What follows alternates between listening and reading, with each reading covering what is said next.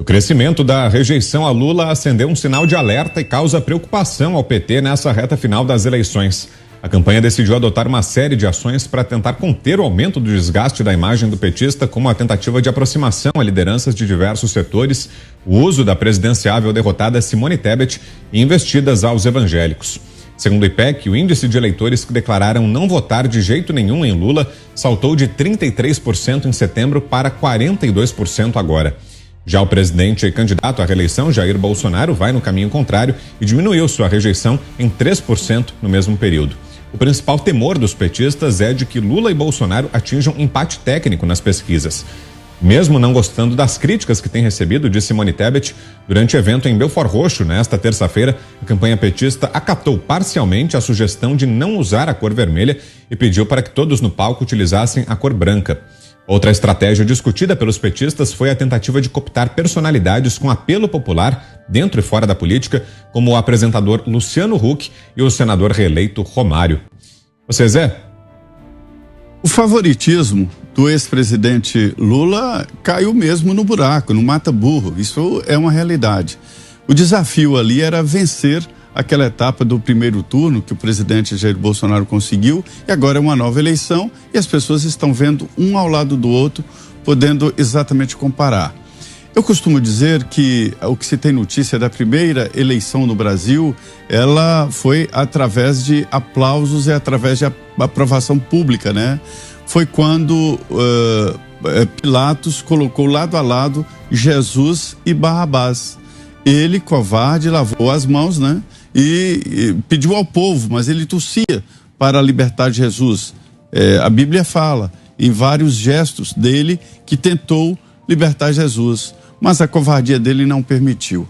E aí ele deixou ali, lado a lado, Barrabás, que era um ladrão conhecido e até odiado, né? Estava preso, e Jesus, e ele concederia um indulto para quem o público decidisse.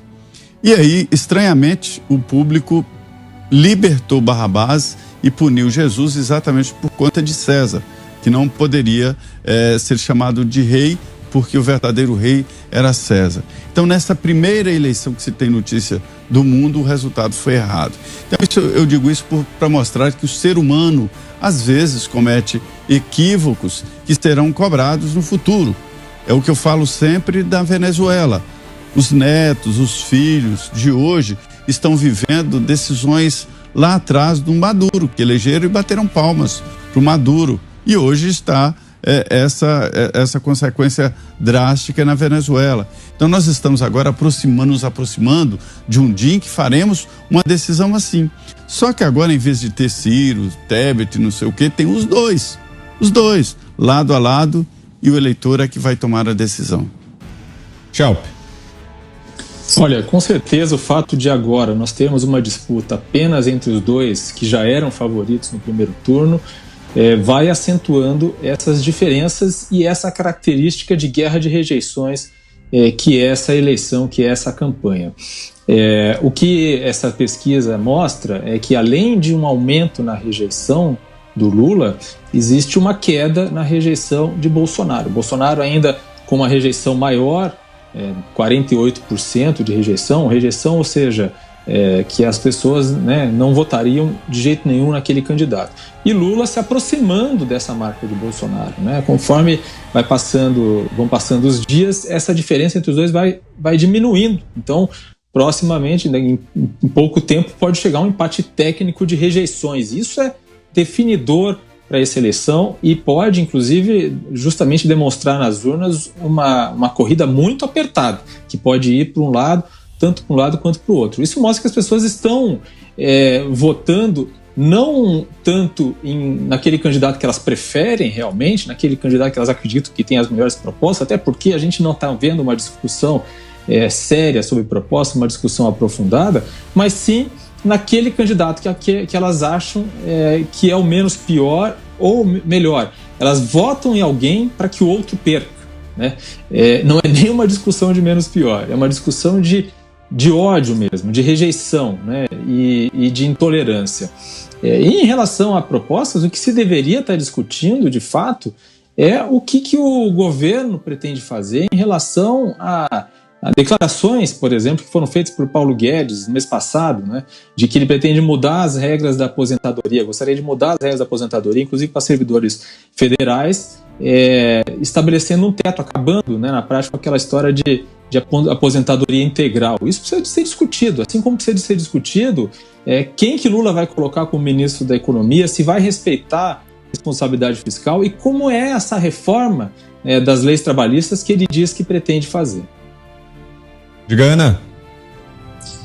Vitor, eu acredito que esse aumento da rejeição a Lula, acho que o eleitor brasileiro ele está entrando de uma certa forma naquilo que sempre a gente toca no assunto do eleitor americano, do single issue voter, aquele eleitor que tem uma razão, uma questão apenas para votar num candidato A ou B.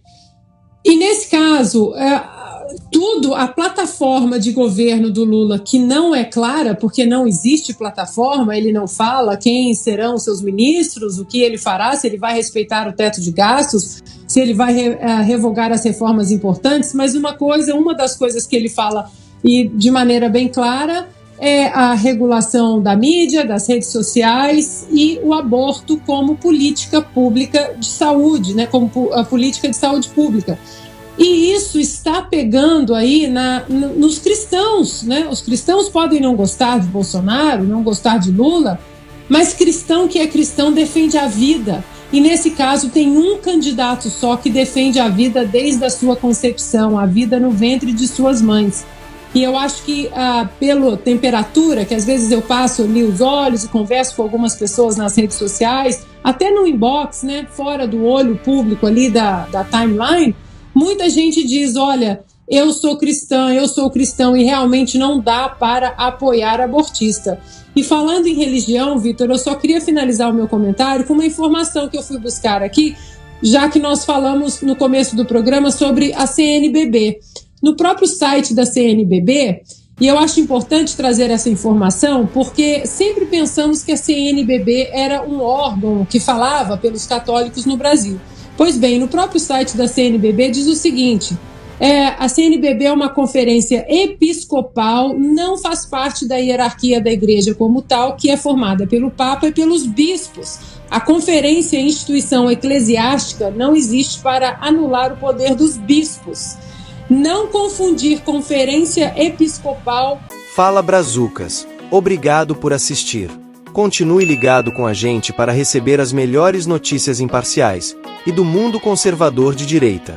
Se você é patriota, inscreva-se no canal e deixe seu like. E deixe um comentário também, pois sua opinião é muito importante para o nosso crescimento. Fiquem todos com Deus e um forte abraço.